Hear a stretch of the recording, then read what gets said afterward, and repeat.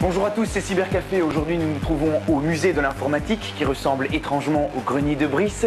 Nous allons vous présenter le dernier petit jouet de chez Sony Ericsson. On va vous parler de sorties DVD, d'un site qui regroupe des artistes belges, un petit livre avec Renault, les sites décalés d'Olivier, puis Brice nous présentera son nouvel animal de compagnie, la panthère. Et nous poursuivrons notre voyage au cœur de l'art électronique avec Xavier. Mais tout cela, bien sûr, après le générique.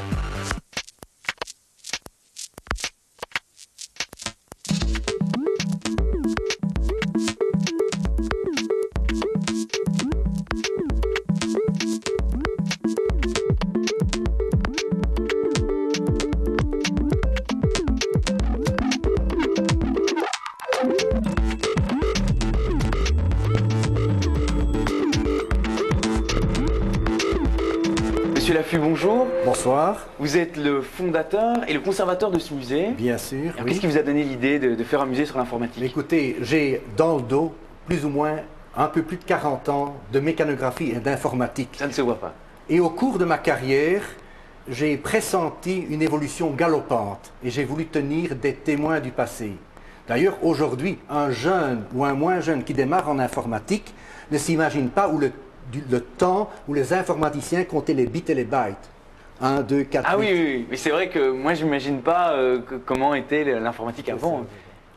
D'ailleurs, il y a également, lorsque je commence une visite, je dis toujours, l'être humain aime de savoir d'où vient l'espèce humaine, d'où vient la vie, voire d'où vient l'univers. Ouais. Eh bien, il y a à peu près the same process in your mind en archéologie industrielle, en l'occurrence ici bien sûr l'informatique, qui, comme je le disais, a commencé par la mécanographie. En plus, je crois savoir que tout ceci vous appartient, ce sont des ordinateurs à vous. Ben, j'ai, au début de ma carrière, comme le vendeur technico-commercial devait savoir programmer, devait savoir mettre les gens au courant, je passais pas mal de temps chez les clients, les utilisateurs, et lorsque je voyais une vieille machine traîner dans un coin, j'essayais de l'acquérir avec mon argent de poche. Ah oui, est-ce que je ne peux pas repartir avec Oui, absolument. Ou bien non, je proposais, et puis parfois on me disait « Ouh, ça appartient au grand-père du patron, jamais vous ne l'aurez ». Mais à force d'insister, et ça c'est une notion qu'il faut retenir, il faut toujours être persévérant. Et finalement, dès le début du milieu des années 60, j'ai commencé à rassembler une collection. D'ailleurs, Laurent Steen, notre envoyé spécial, a fait un reportage sur ce musée avec vous. On va se regarder ça tout de suite.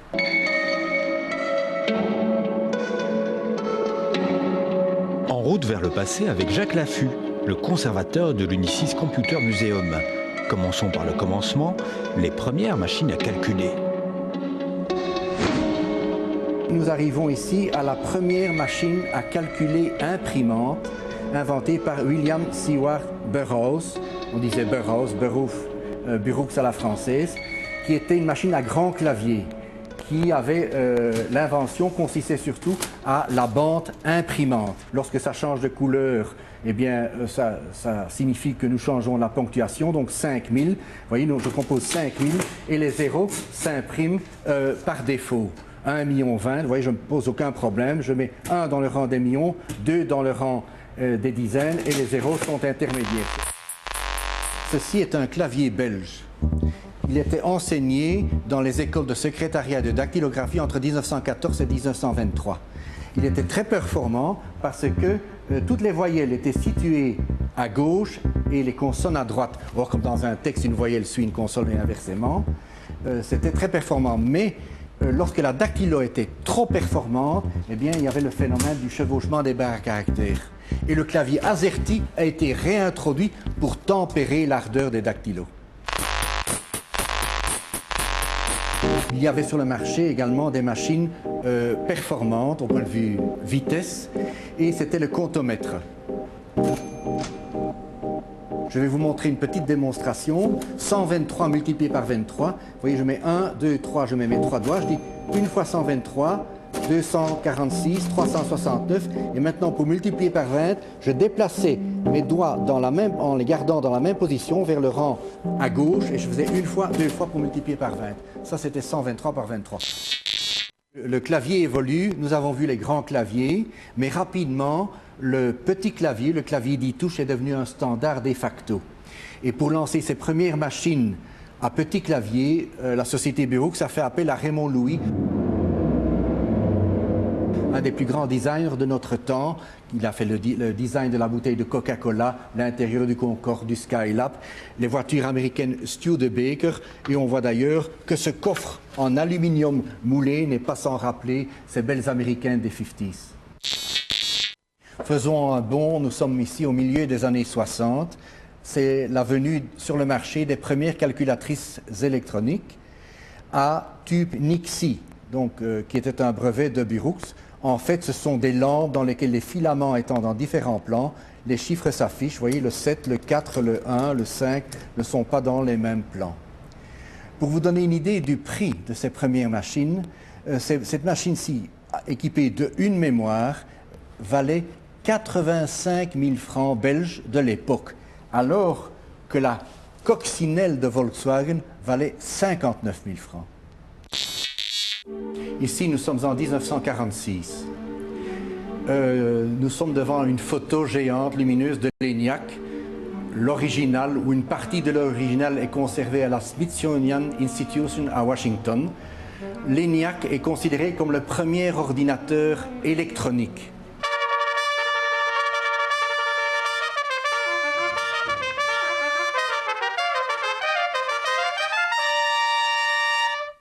L'ENIAC a été construit à la demande de Goldstein, de la US Army, pour des calculs balistiques et pour notamment l'établissement de tables de tir. Ce sont deux chercheurs, Presper Eckert et Mauchly, de l'Université de Pennsylvanie, qui ont créé cet appareil dont la mémoire était composée de 18 000 lampes radio. Dans le fond, ça représente 2,2 kilobytes de mémoire. Ça prenait 150 mètres carrés, ça prenait 30 tonnes. Et il fallait, ça faisait 300 opérations à la seconde dans la première version. Et cela chauffait tellement qu'il fallait 4 moteurs de 28 chevaux pour actionner des ventilateurs. Mais en été, il fallait tout de même ouvrir les fenêtres. Et lorsqu'on ouvrait les fenêtres, les punaises, les mouches, les moustiques rentraient et venaient se coller dans le socket des lampes et provoquaient un court-circuit. Et le système était down. Et c'est là l'origine du mot bug, debugging des mémoires, etc. Et la grande aventure de l'informatique moderne était lancée. La suite est visible sur demande à l'Unisys Computer Museum. Il y a plein de... Il y a aussi un prime avec ce téléphone, je l'ai vu sur Brice. Non, alors Brice, c'était un peu dans ta salle de jeu ici. Mais oui, ici, c'est plein de mon passé, de mon enfance. Et il n'y a pas que la mienne, Raphaël, parce que figure-toi qu'ici, j'ai trouvé, regarde, ça tu connais? Oh, j'ai envie de chialer. Comme en 64. Et remets-le à sa place. Et t'as vu ici, on a même le lecteur de disquette. Que j'ai jamais pu avoir. Incroyable. Ouais. Alors regarde derrière toi là, un des tout premiers Mac, avec le troisième pour être précis, c'est le Macintosh Plus. C'est avec ça que tu as fait tes débuts? Non, moi je suis arrivé juste après au Mac de Macintosh SE qui avait la même forme, le clavier qui est là. Et là derrière, on a un Tandy TRS Model 3. Moi j'ai acheté Radio Shack aux États-Unis pour ceux qui se souviennent. pour faire DJ dans ma chambre chez Tandy. Ouais. Alors t'imagines que tout ce qui est ici, tous ces ordinateurs qui sont là, tout ce matériel ici n'a même pas la puissance de ce simple petit téléphone. Il y a plus de mémoire dans ce téléphone qu'il y a là-dedans. Ce nouveau téléphone qui est le Z600 de Sony Ericsson. Raphaël, alors toi, tu as eu l'occasion de le tester. Oui, parce que j'ai même mis ma petite copine, j'ai mis Britney. Britney Spears, tu vois bon, il faut savoir que Raphaël vit avec Britney Spears, mais je pensais que c'était secret. Ça ne l'est plus. Ça ne l'est. Bon, voilà, on peut le dire. Alors, ce GSM Z600, c'est le dernier modèle de Sony Ericsson. Alors, il est un petit peu comme le T610. Tu vois lequel c'est, le T610? Oui, mais qui ne s'ouvre pas celui-là. Voilà, mais sauf que celui-ci s'ouvre. Mais alors, ce qui est assez rigolo, bon, c'est le même contenu, c'est les mêmes logiciels. D'ailleurs, c'est pas compliqué dans le mien, tu vois. Moi, j'ai la version gay avec le petit. Oui, t'as la version qui est sortie pour la Gay Pride. Ouais. C'est ça. Et à l'intérieur, il est marqué version bêta. Et puis, quand tu regardes dedans, il croit qu'il est un T610. C'est-à-dire si ça ressemble au T610. J'ai eu la même chose. Voilà. Ouais. Ah, c'est vrai, t'as marqué ça aussi. Voilà. Mais alors, ce qui est génial, c'est qu'il y a la manette de jeu, parce qu'il y a des jeux qui sont Il y a des jeux incorporés à l'intérieur. Oui, voilà, tu te branches comme ça, voilà, et puis tu vas dans le menu ici, tu choisis un des jeux, hop, ici. Il y a un petit jeu de bagnole qui est sympa dedans. Ouais, il y a un petit jeu de bagnole, mais tu vas voir à propos de bagnole, il y en a un tout là. Voilà, jeux et autres, boum, patienter. Et alors, on va prendre, je sais pas, Minefield, boum. Sinon, il y a une version bêta. Alors, il tourne des jeux Java. Il tourne les jeux Java, oui, tout à fait. Les jeux Muffin, ça prend un petit peu de temps parce qu'il doit lancer la machine Java. Alors, c'est bon, voilà, start ici, boum, et voilà, je suis parti. Minefield, et alors je peux jouer avec ma manette. Donc si on ne l'arrête pas, Brice est parti pour 3 heures. Voilà. chic. Alors tu peux contrôler avec le, tu vois, c'est assez chouette. Mais en parlant de bagnole, il y a le petit Oui, alors attends, accessoire oui, formidable. voilà. Alors le truc qui tue, bon, ça je vais enlever ma manette. Hein? Le truc qui tue, Raphaël, c'est C'est la petite voiture. la petite voiture. La petite voiture, ouais. Que l'on- Elle est vraiment petite, comme une Matchbox. Et alors ça se met sur la ouais, charge. on la charge dans le 120 volts. Tu lui branches le pet comme ça dans le truc. Alors comme Voilà. c'est Bluetooth, il suffit un téléphone reconnaît sa propre voiture et pas, il ne va pas y avoir d'interférence avec le téléphone Voilà. du camarade. Donc une fois que c'est chargé, Hop, hop, on débranche on les branche. et C'est on bon, peut je faire suis des petites parti. courses. Alors, on peut faire des petites courses. Alors je propose, Raphaël, Ouais. que nous fassions la course. Comme Voilà. on fait Toi tu en vas répète. là, moi je vais là, Ok. et puis on fait l'inverse. Allez, T'es go. prêt? Allez, go. Voilà. Est-ce que Je les suis passé, caméras je l'ai, sur les voitures je l'ai, voilà. Voilà, est-ce que Richard va pouvoir suivre? Alors il y a même la marche arrière dans la mienne. Hein. Et ouais, mais moi aussi. Ah, je me fais dans pris un le mur. trou. Je me fais Brice, pris je le suis mur. dans un trou. Attends, écrase pas la mienne. Attends, je veux bien que tu triches, mais quand même. Voilà. Donc, pendant Est-ce que que vous êtes petite témoin? voiture Je vais enfin gagner, Ah, j'y suis, voilà. Pendant que tu roulais, toi, t'as eu un autre téléphone toi Ouais, alors aussi. j'ai un autre truc à vous montrer. Attends, un autre truc assez génial, révolutionnaire. Oups, j'arrête. Plouf. Voilà, alors c'est ceci. Raphaël, ceci c'est vraiment une révolution. Concentre-toi 2 minutes. Hein? C'est un ordinateur. Et Je en n'ai fait, c'est jamais un vu clavier. cette chose. Ouais, voilà. C'est un ordinateur. Et en même temps que c'est le clavier, et dans le clavier, se trouve l'ordinateur. Et on peut Une idée brancher géniale. l'écran du téléphone sur Alors le... non, ça se branche sur une simple télévision. Merveilleux. Tu vois, donc si tu n'as pas d'écran On d'ordinateur n'arrête sur pas une le simple progrès. télévision, c'est assez révolutionnaire. Voilà, je vous le montre. Voilà. Et alors, ce qui est génial, c'est que, tu vois, si tu es paresseux, que tu ne veux pas taper les codes de programme, Ouais. tu appuies simplement sur la touche, voilà, et il écrit pour toi merge, etc. C'est assez révolutionnaire, voilà. C'est On assez n'arrête magnifique. plus. Voilà, ça s'appelle le Sinclair ZX Spectrum Plus. Voilà, ce sera en vente vers les années 81, 82.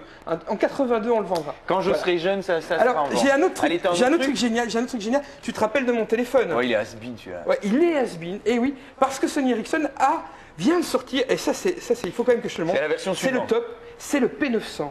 Le P900, je vous le montre. Voilà. T'as 30 secondes pour nous faire le P900. J'ai 30 secondes pour le P900. Alors le P900, il est plus rapide, il y a plus de mémoire, il y a des thèmes, c'est la nouvelle version de Symbian, il est toujours Bluetooth, GPRS, il peut se connecter à Internet, mais alors ce qui est tout à fait colossal, bon, il y a plein de trucs Il y a option nouveaux. free avec ce téléphone, je l'ai vu sur Brice. Ouais, il y a option free, c'est génial. Mais alors il y a un truc qui tue, c'est Verali. Voilà. Ah, donc c'est Verali. On peut jouer dans C'est votre il y a une téléphone. version dans celui-ci aussi de Verali. C'est pas la même évidemment. Non, c'est pas la C'est même un peu ici. plus Donc poussé. ici, je vais jouer la version arcade. Voilà. Et donc c'est un écran tactile avec un petit stylet. Il est beaucoup plus fin, il est beaucoup plus léger. Les batteries tiennent encore plus longtemps que celui du P800. Il est compatible avec la synchronisation du Mac avec Address Book et iCal. Je tiens à le dire parce que sous Windows il fonctionnait déjà, mais maintenant il fonctionne très bien sur Mac aussi. Moi, je l'ai je n'en testé. reviens pas. Tu peux même, tu sais quoi, tu prends une photo avec, tu la mets dans ton Address Book, Ouais. je synchronise avec mon agenda, tu m'envoies un email, je vois ta photo dans mon email qui apparaît alors que je l'ai prise avec mon appareil. Ça, c'est hallucinant, quoi. hein. Alors ce qui est génial, c'est que tu peux faire la course par Bluetooth. Voilà, tu vois, donc c'est en 3D. Ouf. Car Selection, tu choisis une magique. voiture. Voilà, etc. Prends celle-ci, hop. Bon, on va te laisser jouer. Oui, je fais une petite course. Allez, bonne course. Il a l'air complètement ridicule, le garçon avec sa crête en plastique. Alors Gilles, du jeu avec un œuf, une histoire d'œuf, j'ai pas très bien compris. C'est ça, un jeu complètement déjanté. Ouais. Ça s'appelle Billy Hatcher and the Giant Egg, qui est une exclusivité GameCube. Billy Hatcher et l'œuf géant. Voilà, merci. Oh, tu parles anglais, Raphaël? Oh yes, Très bien, très bien. Donc c'est un jeu qui est développé par la Sonic Team, les gens à qui on doit les aventures du hérisson bleu, bien connus. Ouais. Ils sont passés du hérisson au poulet, si je comprends bien. Oui, parce qu'en fait Billy, c'est un gamin qui se voit porté dans un monde parallèle, peuplé de volailles. Il y a une menace, ce sont des corbeaux noirs. Comment il peuplait de poules? Mais quel paradis! Et Billy endosse un costume de poulet légendaire, comme on dit, donc c'est un peu une ambiance complètement rock'n'roll et déjantée. Ouais, la musique est aussi Il a un l'air peu, complètement ridicule, le garçon avec sa crête en plastique comme ça. Et il n'a pas, contrairement à Sonic, des pouvoirs de rapidité, mais il n'est pas dénué non plus d'attaque. Il a la possibilité de pousser des œufs et de les faire grandir façon Kinder Surprise. Donc il les nourrit, ça grossit.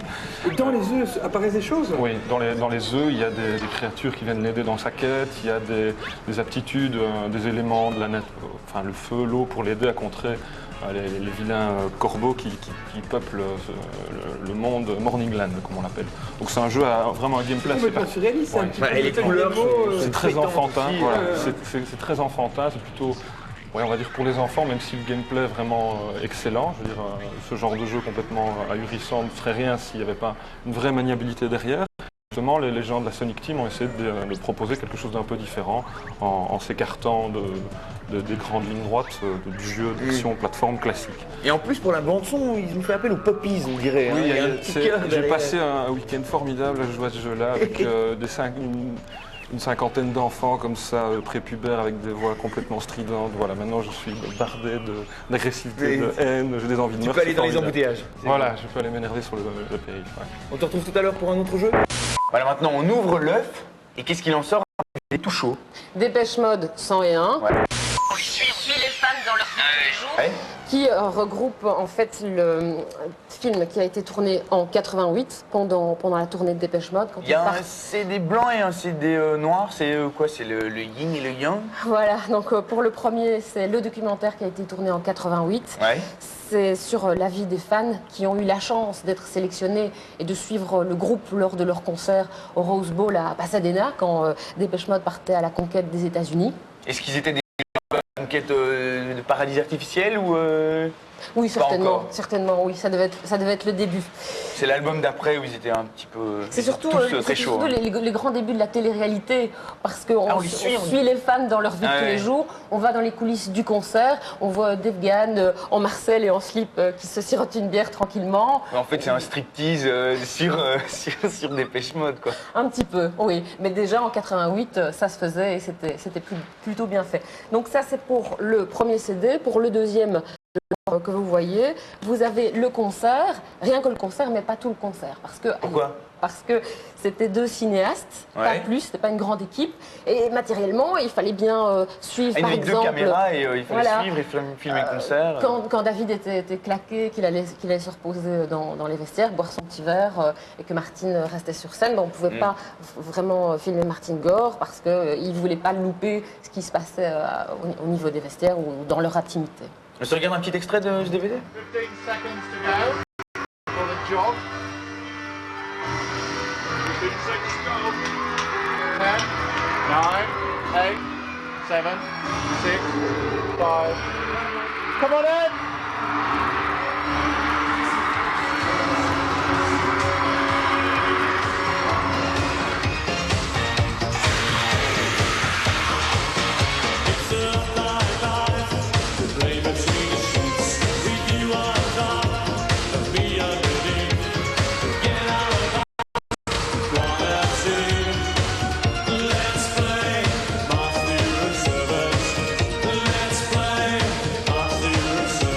Musique toujours et du belge cette fois, des artistes belges. Avec le site belgerock.be qui permet de donner une vitrine aux jeunes groupes rock francophones, Ouais. avec un pool de journalistes qui est chargé d'écrire des articles sur eux. D'enquêter. D'enquêter, de faire en sorte qu'on en parle de notre belle culture rock de chez nous. Et le problème, c'est que pour en parler, il faut mettre des extraits musicaux Ouais. sur le site. Et donc, il faut percevoir des droits. D'où la petite polémique. La note a été très très salée cette année, ils doivent payer. Plus de 1000 €, c'est ça? Ouais, oui, 1500. Alors, dans l'urgence, hop, ils ont eu une idée, on va faire un festival. Ouais. Showstar, Moonpie et Sweetie ont dit OK, on va jouer pour vous gratuitement. Et donc, il y a un concert ce jeudi, après-demain, au Recyclart à Bruxelles, à l'ancienne gare de Bruxelles-Chapelle, au 25 rue des Ursulines, pour ceux qui ne connaissent pas. Ouais. Et le prix d'entrée est de 6 €. Donc, C'est pour mettre de payer cette dette. Enfin, cette dette, quand même le réclame. c'est ce qu'elle le réclame, exactement. Si vous avez besoin de l'autorisation de vos parents pour aller à la soirée, mais invoquez cette belle excuse culturelle. Puis si vous n'avez plus besoin de ce genre de En plus, permission... c'est du bon, c'est du belge là-dedans. Ah, si vous ne venez pas, ne venez pas vous plaindre si on vous passe toujours la même chose à la radio, évidemment. Et ce qui est bien, c'est que sur ce site, tu peux taper le nom d'un petit groupe belge. Par exemple, moi, j'ai tapé le nom de mes potes, les Combi Drivers, et ils sont dedans. Donc, c'est pas des groupes qui ont sorti des albums et tout. C'est vraiment des mecs qui font de la musique pour le plaisir et pas forcément commercial. Ça, c'est génial. Il y a les deux. Il y a ceux qui sont déjà comme Showstar, qui font des festivals qui sont plus ou moins connus. Ouais. Et puis il y a les jeunes pousses dont on s'occupe sur ce site. Eh bien, très bien. On te retrouve pour d'autres nouvelles musicales, entertainment. Voilà, bientôt. Je livrais plein d'images parce que j'ai pensé que pour une fois, il fallait montrer un livre accessible pour Raphaël. Brice, regarde, c'est Renaud. Je vais apprendre des trucs. Et oui, Renaud est venu avec un livre spécialement pour toi, Raphaël, plein d'images. Oui, ce livre est plein d'images parce que j'ai pensé que pour une fois, il fallait montrer un livre accessible pour Raphaël. cadeau. C'est un cadeau. Déjà, tu as le pull de Noël et en plus, tu as le cadeau. Oui, Mais Raphaël, ce n'est pas de la bande dessinée comme la semaine passée, c'est un petit peu différent cette fois-ci. On va parler d'un livre avec des images d'informatique. Donc c'est un bouquin rédigé par Matt Waldman, qui est un professeur émérite en communication à l'Université de San Diego, et qui a rédigé un ouvrage s'intitulant « Donner à voir ». Parce qu'à l'heure de l'Internet, tu vois une masse d'informations et tu te demandes de quelle manière on peut structurer l'information. Alors, en fait, il a structuré son livre en 4 parties qui correspondent à des modalités de structuration de l'information. Cartographier l'information. Donc, par exemple, on va essayer de repérer tous les trajets d'un internaute sur Internet, donc comment il va naviguer. On va tisser une immense toile. Et le respect de la vie privée là-dessous alors? Non, c'est le chemin qu'il va parcourir ou le chemin que vont parcourir. On parle de façon de visualiser les choses. C'est la façon de visualiser l'information. Où on va peut-être représenter un mot par rapport à d'autres mots en faisant des tas de connexions en quelque sorte. Le deuxième aspect, c'est informer. Comment informer? Et il y a une expérience extraordinaire qui a été faite il y a 10 ans à la bourse de New York. À l'époque, ils avaient développé un logiciel 3D permettant aux boursiers de visualiser en temps réel la fluctuation du cours de la bourse de manière géométrique. Donc c'était en fait des structures géométriques qui variaient en fonction des achats et de la valeur. Et là on se rend compte de choses assez amusantes comme que les graphiques générés par des logiciels comme PowerPoint, que ces graphiques en fait informent moins que les données brutes. Et que souvent on croit faire des jolis graphiques pour montrer que c'est plus clair la progression. Et en fait on perd de l'information. Donc c'est intéressant de voir pourquoi. Donc ça c'est le deuxième aspect. Le deuxième aspect, c'est interagir. Donc à travers en fait des réseaux neuronaux, donc une imitation d'un réseau neuronal, donc comme si tu avais des neurones connectés avec les dendrites, on peut amener l'utilisateur, par exemple Brice, agir, donc l'amener à ce qu'il fasse une action, à toucher un chemin ou une arête pour changer la direction d'une information et finalement te la transmettre d'une certaine manière. À Bruxelles... Il y a des techniques de visualisation comme ça en 3D, par réalité virtuelle, où tu vas en fait voir de l'image et bouger des gants et ça va permettre par exemple de faire de la modélisation 3D ou de manipuler alors que tu n'es que dans l'image en fait. À Bruxelles, il y a une société qui s'appelle Lab AU qui a développé justement des navigateurs 3D, des tunnels dans lesquels tu circules et en fonction de la couche, tu vois un certain type d'information. On les a reçus dans Cybercafé, ils sont très forts aussi à visualiser la musique. Oui. Et le quatrième aspect, c'est finalement l'exploration. L'exploration, c'est la recherche de nouveaux navigateurs parce qu'on s'est rendu compte au cours des 3 dernières années que le navigateur tel qu'il était conçu ne remplissait plus du tout les fonctions et empêchait d'avoir structuré à l'information. Lorsque tu tapes dans Google un mot, finalement, tu reçois une information plate. Et ensuite, tu dois commencer à te dire, est-elle pertinente, n'est-elle pas pertinente? Donc, si on arrivait en fait à des navigateurs de structure en 3D, on aurait déjà une information nettement plus structurée qui pourrait être en fonction du temps, de l'espace géographique ou en fonction de la thématique d'un mot-clé, etc. Donc ça, c'est très difficile parce qu'il y a eu beaucoup d'expériences de navigateurs en 3D qui se sont plantés, des mondes 3D où tu devais te balader pour aller chercher une info, ou d'autres où on présentait l'Internet comme sous forme d'étoiles. Dedans se déplacer, il y avait un logiciel absolument incroyable pour ça. Et là, on s'est rendu compte que ce n'était pas toujours un plus. Alors, en conclusion, en fait, l'application à l'heure actuelle industrielle la plus performante, c'est dans tout ce qui est recherche génomique et dans tout ce qui est recherche pharmaceutique, on voit fleurir un ensemble de logiciels permettant de visualiser en 3D l'ensemble de ces informations et on a perçu, on a pu analyser qu'il y avait des gains de productivité et de meilleure analyse. Donc c'est un ouvrage que je recommande à tous ceux qui font du design, qui s'intéressent à l'exploration, à la recherche d'informations, comment la structurer, comment la rendre accessible à tout à chacun. Ben, voilà. Moi je vais lire pour découvrir plein de trucs, parce que je n'ai pas tout assimilé. Nous on se retrouve après la publicité avec Xavier de l'art électronique, Brice et son animal, et puis des jeux.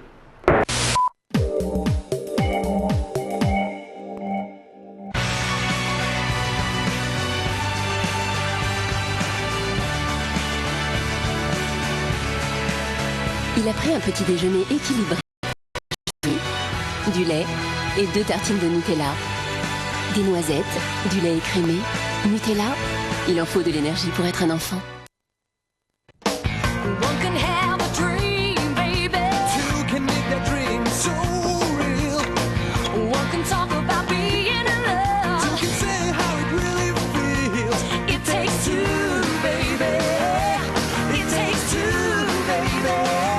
A dream come true.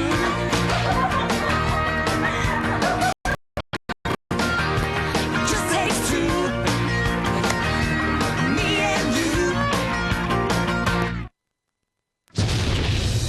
le monde de Bionicle prend vie en DVD et vidéo. Vivez de l'action et de l'aventure non-stop avec les héros Bionicle. Bionicle, le masque de lumière, le film, à partir de mercredi et exclusivement en DVD et vidéo. Rendez-vous dans les magasins et recevez temporairement un Vacama Bionicle gratuit. Tu veux faire bouger tout le monde?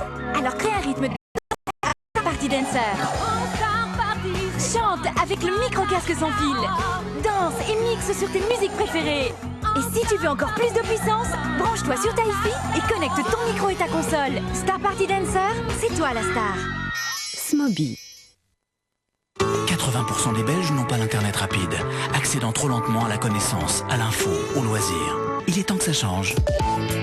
Tiscali ADSL. En ce moment, les 3 premiers mois sont gratuits. 0800 300 00.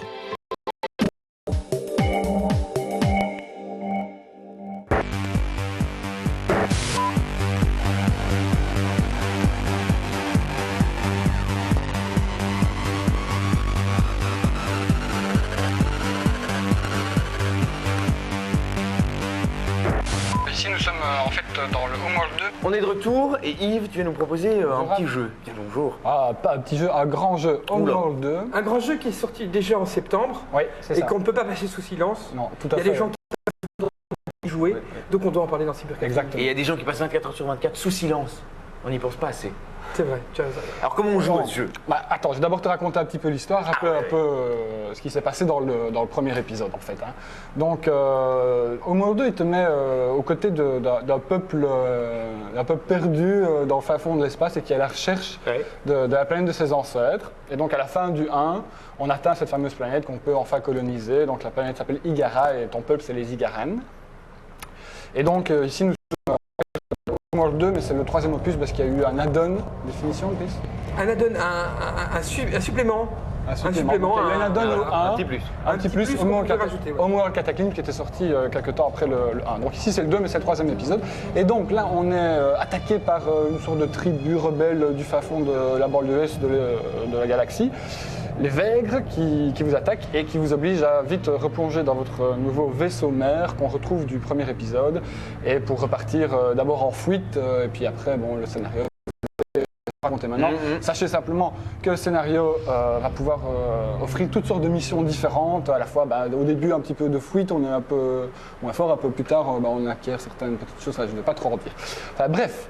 Concrètement, comment est-ce qu'on joue? Tu me demandes. Voilà. Donc, on a le fameux vaisseau mère qui est en fait ton unité principale, un peu ta base, à partir de laquelle, en récoltant des ressources, c'est-à-dire ici, dans le cas présent, avec des collecteurs de ressources, c'est-à-dire des petits robots avec un bras mécanique, tu vas sur des astéroïdes un petit peu creuser le sol et ramener faire des ressources premières pour pouvoir construire.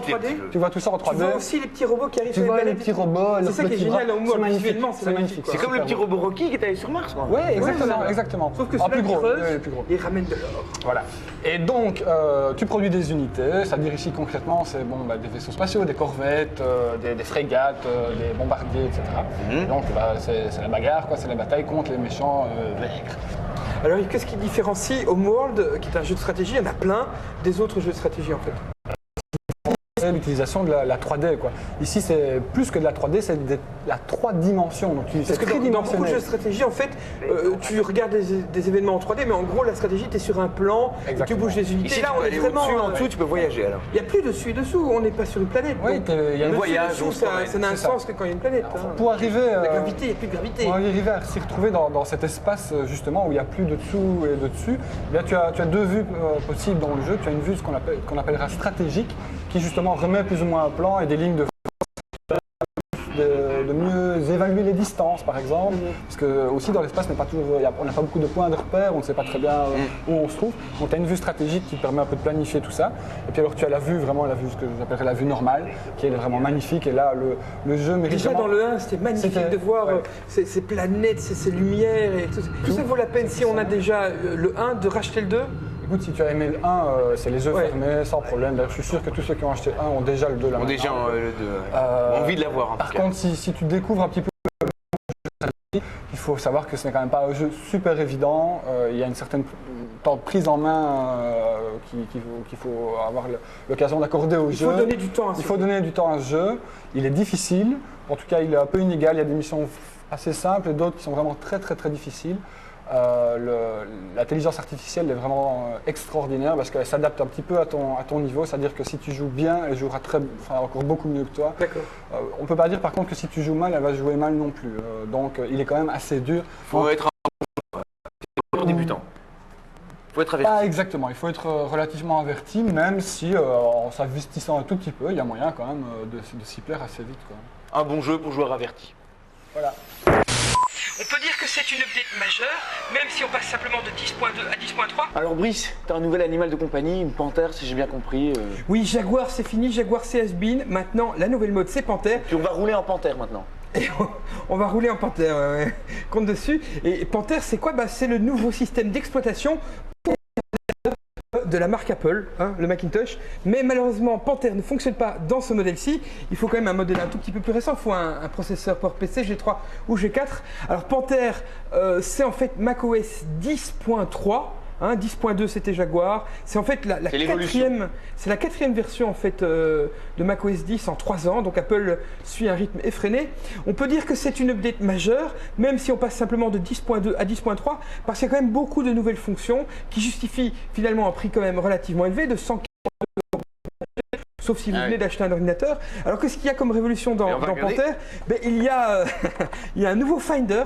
Le Finder, c'est le système qui permet de trouver les fichiers. Non, c'est de manipuler tes fichiers, tes applications, tes documents. Et le Finder maintenant a, comme dans Windows XP, sur le côté gauche, comme ça, une espèce de colonne où on voit les différents disques. C'est très pratique. Puis il y a plein de petites fonctionnalités. Par exemple, tu as un truc dans macOS qui s'appelle le iDisk, qui permet de. C'est un disque dur qui se trouve sur les serveurs d'Apple à distance, sur lequel tu peux stocker tes fichiers et tu peux synchroniser plusieurs ordinateurs. Tu rentres à la maison, tes fichiers sont sauvés sur ton disque dur, tu ne dois pas commencer à les transférer. Automatiquement, ça se. Eh bien, iDisk maintenant est beaucoup plus rapide puisqu'il fait une synchronisation en tâche de fond. Hein. Alors, il y a un truc qui est génial, c'est Exposer. Exposer, c'est une fonction que les utilisateurs Windows vont bientôt pouvoir nous copier. Voilà. Bill Gates l'a déjà dans sa liste. Et en fait, l'idée, c'est une touche spéciale, regarde, je vais appuyer dessus, qui pouf, fait bouger toutes les fenêtres. Et alors, il peut aussi t'afficher juste le desktop, voilà. Ou alors, il peut simplement masquer les fenêtres des autres applications. Le desktop, c'est le truc pour déboucher. C'est le fond du bureau. Non, c'est le fond du bureau, le fond de l'écran, voilà, où tu peux mettre tes fichiers. Alors, ce qui est génial, c'est qu'en fait, macOS 10, toutes les fenêtres en fait passent par ta carte 3D. Ta carte 3D OpenGL qui sert à faire les jeux vidéo, tu vois. Eh bien, tu vois les petits polygones des jeux vidéo. Oui. On appelle ça une texture, tu vois, une petite texture. Eh bien, là où tes fenêtres, ce sont des textures, et ce qui fait qu'il peut manipuler les fenêtres comme ça, les faire voler dans tous les sens, et ça peut bouger à une vitesse folle. Et puis, c'est aussi très pratique. Montre-nous des trucs jolis, concrets. Voilà, par exemple ici, si j'appuie sur la et puis si j'appuie sur F9, voilà, avec la touche FN, il affiche toutes les fenêtres et tu peux choisir. Ça, il n'y avait pas dans la version précédente. Non, c'est nouveau. Exposer, c'est nouveau. Alors, il y a un truc qui est génial, c'est iChat AV. iChat AV, on en a parlé la semaine passée avec Olivier Goldstein. C'est le logiciel de vidéoconférence qui maintenant est terminé, il est livré et il est évidemment gratuit. Alors, par contre, il y a un truc qui est génial. Qui est très utile, c'est FileVault. C'est quoi FileVault? En fait, c'est la possibilité d'encrypter automatiquement, donc tu n'as rien à faire. Une fois que tu l'installes, c'est fini. Tous tes fichiers. Donc tous tes fichiers sont protégés par un mot de passe en utilisant un algorithme symétrique d'encryption-décryption qui s'appelle AES. On ne va pas rentrer dans les détails, mais sur 128 bits, en gros, il faut des trillions et des trillions et des trillions d'années pour pouvoir décrypter ce qu'il y a sur son disque dur. L'avantage, c'est que si quelqu'un vole ton ordinateur, eh bien, contrairement au gars d'Al-Qaïda dont le portable s'est retrouvé acheté par un journaliste de la BBC au Opus, tu vois, où tous ces fichiers étaient là avec les plans de Ben Laden et tout, et ben là, impossible de trouver ces. Je suis sûr qu'un petit gars comme Renaud Larsen peut. Même Renaud Larsen, je peux te dire, mets-toi le défi, mais voilà. Alors il y a un autre truc qui est pratique. Si tu utilises un ordinateur dans une école, par exemple, parce que souvent on utilise les Mac à la maison et à la famille, et puis tu dois passer d'un utilisateur à l'autre, tu vois. Et alors toi, tu es en train de faire ton iTunes, tu cherches tes programmes, puis il y a ton père qui dit, je veux voir mon mail, alors tu dois quitter tous tes programmes, c'est ennuyeux. Et bien maintenant, il y a une possibilité, tu appuies sur un bouton et là, il va tourner l'écran, et il laisse tes programmes à l'arrière, et ton père peut faire ce qu'il veut faire, et sa comptabilité, et puis après tu changes, et hop, il tourne ton écran et un utilisateur très rapidement, ce qui est génial. Et ça, moi Brice, je viens d'être convaincu. J'ai changé de client mail. Ça fait plus de 6 ans que je travaille avec Netscape, Mozilla, donc des logiciels open source, parce qu'ils évoluent très vite, il y a des filtres anti-spam, etc. Et bien là, dans Panther, il y a un nouveau client mail qui est tellement amélioré que j'ai pris le risque de l'utiliser au quotidien. J'ai changé. Il fait le filtrage des spams, il t'affiche la photo des gens qui t'envoient un email en fonction des photos que tu as mis dans l'adresse book. C'est ça comme sur le téléphone, tu reçois un mail, tu vois, ah tiens la photo de Laurent, c'est lui qui m'écrit. Il y a plein de fonctions géniales et c'est un très bon client mail. Il est aussi, c'est très important, compatible avec Exchange de Microsoft, qui est le serveur mail qu'utilisent beaucoup d'entreprises. Et j'imagine que tu vas encore, à force de l'utiliser, trouver d'autres petites choses. D'autres choses fonctionnelles et encore plus pratiques que la précédente version. Oui, c'est clair, il y a encore des dizaines de trucs. Je dirais, si vous avez un Mac, eh bien, Panther, et que vous êtes encore à une version précédente du système d'exploitation, vous pouvez passer à Panther, je peux vous le dire. Convaincu. Voilà, il y a plein d'autres trucs, mais vous le découvrirez par vous-même. Dans d'autres émissions pour nous, pour gratter un petit peu tout ce que Panther. Non, on ne reparlera plus de Panther, on reparlera d'autres trucs. Mais avant de partir, Raphaël, il faut que je te montre un truc top secret que je porte sur moi depuis tout à l'heure pour voir si tu allais la remarquer. Tu sais ce que c'est? C'est une montre. Non. Ceci est un petit disque dur portable. En fait, c'est une montre. Non. Si, voilà, hop.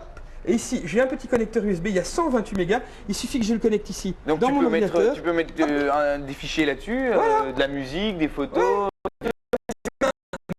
C'est un memory stick dans la montre, tu vois, elle apparaît sur mon bureau, voilà. Et puis, oh, il y a ta photo dessus. Mais ce type est infernal. Voilà. Bon, la bonne utilisation. Fun, les gars. Yes. Une œuvre collaborative, interactive et environnementale. Alors Xavier, on continue notre petit voyage dans l'art électronique. L'art électronique, oui. Avec une œuvre collaborative, interactive et environnementale. Rien que ça. Oh bah, c'est du beau programme, voilà, ça, monsieur. Qui a été créé en 2002 au ZKM, donc c'est le centre des médias, de l'art et des médias. Hein, c'est un énorme bâtiment allemand. Oui, ZKM, centre de l'art et des médias. Für Kunst und Medium. Voilà. Voilà. Que tous les spectateurs de Cybercafé connaissent, puisqu'on avait été l'année passée, on avait fait un reportage. Donc c'est un truc à l'allemande avec beaucoup d'argent et beaucoup de possibilités technologiques. Et donc, vous devez savoir que ce que vous allez voir, le dispositif, écran, scanner, etc., parce que c'est une œuvre qui est basée sur la paume de la main, le scannage de la main. Ouais. Il y a 5 machines comme celle-là qui sont disséminées un peu partout dans le monde et qui sont interconnectées. Voilà, je vous en dis pas plus. Par Internet. Donc on regarde... Ben, on va regarder. Oui.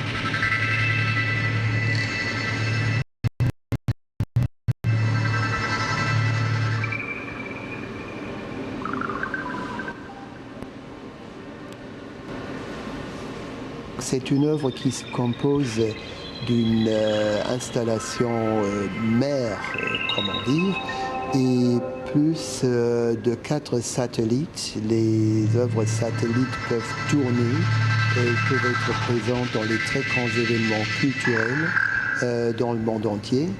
Et le visiteur qui visitera une des installations satellites pourra mettre sa main sur un scanner et avec les lignes de sa main, il va être connecté en direct avec les 4 autres satellites et aussi avec l'installation mère. Les lignes de sa main vont former un réseau, d'où résultent les différentes images vidéo que les autres utilisateurs vont voir. Il y a une banque d'images de 96 compose et recompose au fur et à mesure, dépendant du réseau qui est créé à partir des lignes de main des 10 derniers utilisateurs de l'installation.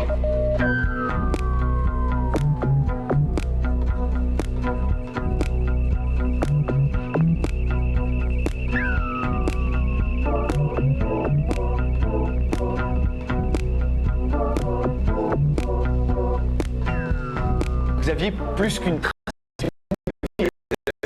Oui, c'est beau, hein? Ah oui, c'est beau. J'ai toujours rêvé de faire lire les lignes de la main par un scanner informatique. Évidemment. Tu vois, les images là sont magnifiques, mais on pourrait imaginer d'autres applications où on mettrait sa main sur un scanner et puis il te prédirait le futur, quoi. Un peu comme certaines jeunes filles qu'on connaît qui lisent les lignes de la main. Voilà. Est-ce que ça pourrait marcher avec d'autres parties du corps? Oui, à mon avis, oui. Dans d'autres endroits où il y a des lignes. On a chacun un épiderme unique au monde. J'ai un ami qui, souvent sur les photocopieuses, trace des lignes comme ça. Ah oui, très sympathique. D'accord. Je vous propose un festival de son qui s'appelle Radiophonique. Grâce aussi à tous les nouveaux logiciels dont on a souvent parlé aussi dans l'émission, on peut trafiquer le son, faire du montage soi-même, etc. Et donc il va y avoir, ça a commencé samedi jusqu'à samedi prochain à Bruxelles, aux Brigitines, toute une série de gens qui font de la poésie sonore, des paysages sonores, des émissions en direct, etc., des performances. Tout ça n'est pas réservé aux Bruxellois puisque c'est en streaming 24 heures sur 24, sur radiophonique.org. D'ailleurs. Donc voilà. Et ça commence quand? C'est commencé déjà depuis samedi et c'est toute la semaine jusqu'au samedi prochain. Voilà. Très bien. Profitons-en aussi pour rappeler F2F, l'exposition qui se déroule là où nous tournerons l'émission cette semaine et que vous verrez la semaine prochaine. Ouais. Et qui est donc la cité administrative, F2F, où il y a 7 œuvres interactives et on a eu l'occasion de... 7 œuvres, oui. 7 œuvres. Voilà. On n'est pas là pour faire du conseil. Voilà. Après cette séquence, je reviendrai encore une fois, je suis désolé, parce qu'on aura fait un petit reportage F2F avec Jean-Marc Panisse. Comme celui-là, je veux dire. Et on fait un petit réseau de lignes de vie là. Ah ouais. Tu sens ma ligne de vie là? Ouais, je la sens bien ta ligne de vie. SSX, c'est les vacances à la neige. Encore un petit jeu. Alors on va parler un peu de sexe, c'est ce que tu m'as dit tout à l'heure. J'ai dit SSX. Ah, SSX, je suis déçu. Il m'a dit on va parler de sexe à 3, alors je me suis dit bon, un truc un peu intéressant dans Cyber, eh ben non. Non, on va parler de poudreuse, de sexe à nous trois, je sais pas si ça intéresse beaucoup de monde. Mais on va quand même enchaîner des tricks dans ce jeu. Bravo. Bienvenue au club. Merci. Donc SSX3, c'est une review d'un jeu qui sort bientôt. Donc SSX, c'est les vacances à la neige, c'est les... Même que moi j'y ai joué. Voilà, donc c'est un jeu de snowboard. Vous avez assez de surfer le web, voilà, c'est l'occasion de surfer autre chose. Donc SSX3 propose maintenant une version plus réaliste de son concept. Avant c'était plutôt coloré, déjanté, très décalé comme ça. Et là, donc ils essaient l'impression de vitesse, immersion. Donc concrètement, on choisit un personnage très stylé, très fashion comme ça, qui va arpenter un des 3 pics proposés. Chacun des pics de la montagne a sa difficulté, ses courses proposées. Il y a des duels, il y a des modes où on est là pour enchaîner des figures et toutes sortes de choses. Est-ce que tu peux faire du hors-piste? Est-ce que tu peux aller c'est ça. Est-ce que sur certains pics, tu peux aller dans la péninsule? Oui, c'est ça l'avantage, c'est qu'on peut un peu aller partout, faire du hors-piste. Et vraiment, il y a une vraie sensation de liberté. Il y a également des avalanches. La gueule, mais c'est très fashion, enfin ils ont des looks assez... Ça ressemble au magazine que tu feuillettes, Raphaël. Ouais, le magazine jeune. Ils ont des pantalons bouffants. Et ça c'est la branche de EA Big qui fait d'ailleurs des jeux assez spécialisés dans ce genre de trip. Mais c'est un jeu très addicting. Moi j'ai joué au SSX2 quand la PlayStation est sortie. C'est vraiment un jeu comme ça, tu surfes dans la poudreuse et t'en peux plus. Ouais, c'est ça. C'est un truc que tu peux rentrer chez toi et jouer 5 minutes, tu vois. En plus, cette version 3 propose pas mal de nouveautés. L'impression de vitesse est encore plus prenante, donc c'est une vraie révolution. On peut jouer à plusieurs sur le... On peut jouer online sur PlayStation 2 et on peut jouer en mode en écran partagé sur les autres consoles. Donc c'est un bon jeu avant de partir au sport d'hiver pour se mettre dedans. Tu peux t'entraîner quoi. Et puis quand tu vas au sport d'hiver, t'évites de faire ce que tu fais dans le jeu parce que t'as moins de chances de revenir vivant, tu vois. Toutes sortes de solutions miracles pour résoudre les problèmes informatiques. Olivier, tu es venu nous parler de petites choses pour améliorer le quotidien de ton ordinateur. Voilà, j'étais dans ce musée de l'informatique et j'ai déniché le site de Data Doctor. Le Dr Norton, c'est un peu difficile au niveau de l'expression, c'est suédois en fait. Et voilà, Norton. Et donc il a sorti toutes sortes de solutions miracles pour résoudre les problèmes informatiques, dont le Bug Beater, qui est en fait une solution qui permet d'enlever tous les bugs de ton ordinateur. Bien sûr, bien sûr. Alors le principe est simple, tu prends tu ouvres toutes tes applications, donc Photoshop, ton Outlook, tout ce qui pose évidemment problème, et tu secoues bien, donc voilà, bien secoué. Du moment où tu as une bonne crampe dans le bras, et puis tu sprays tous les orifices de ton ordinateur. Et c'est garanti, tous les bugs seront killés. Au moment de la crampe, tu remplis les orifices. Ok, ça marche. Oui. Alors il y a une autre, évidemment, il y a toutes sortes il y a toutes sortes de solutions, genre changer sa carte graphique. Donc là, tu prends une bonne disqueuse, tu scies, tu fais une bonne ouverture, et tu prends une part. Des solutions idéales pour ton ordinateur. Après l'entretien, la mémoire des ordis. Oui, donc All Magazine est donc un site qui référence toutes sortes de vieux magazines informatiques, et ce passionné finalement est très sympa, il le partage avec le net, avec toute la communauté internet. Donc si jamais tu as encore ta vieille bécane, et alors tu veux, Commodore 64. Voilà, tu veux retrouver, tu sais, ces codes interminaux qu'il fallait encoder pour... Oui, parce qu'à l'époque on passait des heures à recopier le code source de programmes à la main dans les magazines. Et alors, ça peut valoir de l'or d'avoir quelqu'un qui peut te renvoyer une page. Voilà, il scanne en fait la page. Il te renvoie la page que tu recherches. Par email, voilà, tout simplement. Et il est super sympa. Il est super sympa et il te le fait gratuitement. Ou alors il a rien d'autre à foutre, mec. Non, je crois qu'il est super sympa. Et puis quelque part, tu retrouves vraiment l'esprit de base d'Internet, c'est le partage de l'information, c'est pas spécialement une question de thunes. Moi, ce qui m'intéresserait, c'est qu'il nous envoie les pages de pub de l'époque. Parce que les pubs étaient super lookées, genre 2001 et tout, c'est passionnant. Déjà, revoir les vieux magazines informatiques. T'en retrouves déjà scannés dans son Je donne quelques pages exemples pour que tu puisses avoir tes références. Je me souviens, mon premier programme, c'était The Frog. Tu vois, la petite grenouille qui a traversé la route. Exactement, c'était sur un Schneider, je crois. Moi, j'ai réussi à faire un punk sur un ZX 81 avec, je crois à l'époque, il y avait 1K de mémoire. Je pense bien. Oui, puis tu avais une extension CSK. Le jeu Pong. Ouais, le jeu Pong. Dessus. Ouais. C'est assez fort, c'est vraiment l'origine. Et donc, le troisième site, c'est en fait, je me suis dit, tiens, on va un peu retourner au web pur, donc savoir qui a inventé ces smileys. Je ne sais pas si tu emploies le smiley dans les émoticônes, je crois aussi, non? Enfin, les jardiniers disent les binettes, mais les émoticônes. Émoticônes, oui, c'est ça. Et donc en 1982, c'est donc Scott Fahlman en fait, qui a donc inventé le smiley. C'est un prof d'université qui trouvait un peu lent, un peu tristounet les discussions qui se passent entre universitaires. Non, mais surtout le langage écrit de l'email ne permet pas de montrer l'ironie. Tout à fait. Et donc la force du smiley, c'est d'arriver à symboliser l'ironie que tu as dans l'intonation verbale. Or, quand tu écris un email, parce que certaines personnes peuvent prendre très mal des choses de l'humour, par exemple. Mais justement, je trouve que les smileys sont difficiles, pénibles à écrire. Mais maintenant, avec les téléphones, ils se mettent tout seuls. Ils sont préconfigurés. Ils montrent les petites icônes. Tu retrouves ça aussi dans tous les IMS d'ailleurs. Oui, dans MSN, ICQ, tu peux carrément aller les choisir. Mais ça a perdu de son charme. Parce que je préférais quand tu devais vraiment écrire, tu sais, point, virgule, tiret, parenthèse. C'est un peu comme si tu faisais de l'ASCII en fait. Oui, c'est ça, c'était du ASCII. Parce qu'il y a des trucs à accent circonflexe, ça fait ça fait Raphaël avec des lunettes, tu vois, etc. Et donc aujourd'hui, tu prends un icône, c'est moins drôle, quoi. Oui, évidemment, c'est moins créatif. Et donc ça date de 82. De 82. Mais je pense que toi aussi, tu as été. Oui, alors moi, j'ai la prétention d'avoir inventé A+ en 81 sur le réseau CompuServe. Voilà. Mais on n'en est pas sûr, mais j'ai recherché sur Google, etc.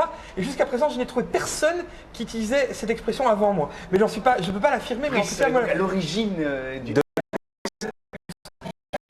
Voilà. Parmi les quelques francophones sur CompuServe, parce qu'on n'était pas des milliers, on était très peu. Moi, j'étais le 337e en Belgique, donc on n'était pas des millions. Donc c'est probable et c'est possible que j'ai inventé ce truc-là. Bon, enfin, on verra, l'histoire dira. Dès qu'un jour tu viendras, tu diras 1181. Peut-être même dans ce musée. Peut-être même dans ce musée. Brice, tu seras dans ce musée. Brice, les téléspectateurs vont pouvoir éteindre leur télévision. Non, il y a plein d'autres programmes intéressants sur la 2. Restez bien derrière votre téléviseur. Et c'est donc la fin de cette émission, une émission exceptionnelle. De l'informatique. Le musée de l'informatique qui est le musée d'Unisys Belgium, un musée que vous pouvez visiter gratuitement. Visite faite 20 avenue du Bourget. 20 avenue du Bourget, des groupes jusqu'à 12 personnes, c'est gratuit. Et la visite est faite par le fondateur Jacques Laffut, que vous avez vu dans l'émission et qui est tout à fait passionnant. Voilà. Et puis. Passionné. Et c'est la tradition dans Cybercafé. Nous avons des cadeaux et cette semaine nous aurons 4 cadeaux. Accrochez-vous. Alors on commence par une caméra Color Splash de l'homographie, c'est la 3e, il n'y en a plus que 2. avec des flashs de couleurs assez génial. Et le mot de passe pour la gagner cette semaine, oui. C'est le premier ordinateur. Le premier ordinateur ENIAC. L'ENIAC, on vous a montré d'ailleurs sa photo tout à l'heure. Avec Erika et l'ENIAC. Oui, non, rien à voir. Et puis nous aurons offert par Dupuis le 7e album des Cannibales. Voilà, des Cannibales, et nous aurons un mot de passe également. Ce sera Prespuré. Prespuré, voilà, vous avez tous compris qu'on était très fort dans l'électroménager grâce à Jean-Pierre Pesman. Et oui, Jean-Pierre Pesman, notre inspirateur. Et puis Photohall cette semaine nous offre un cadeau incroyable. Nous en aurons 3 exemplaires.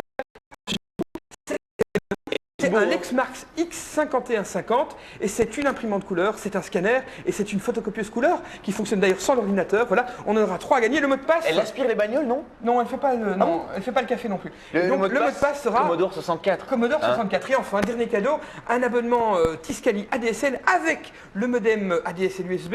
Et là, nous aurons également un mot de passe pour le gagner. ZX Spectrum. On vous en a montré un tout à l'heure. ZX Spectrum. Voilà. Et tu sais que comme on est dans le musée de l'informatique, j'ai retrouvé la première souris. Je l'ai écrit sur la table. Oh, génial. Bon, allez, à la semaine prochaine. Bye bye.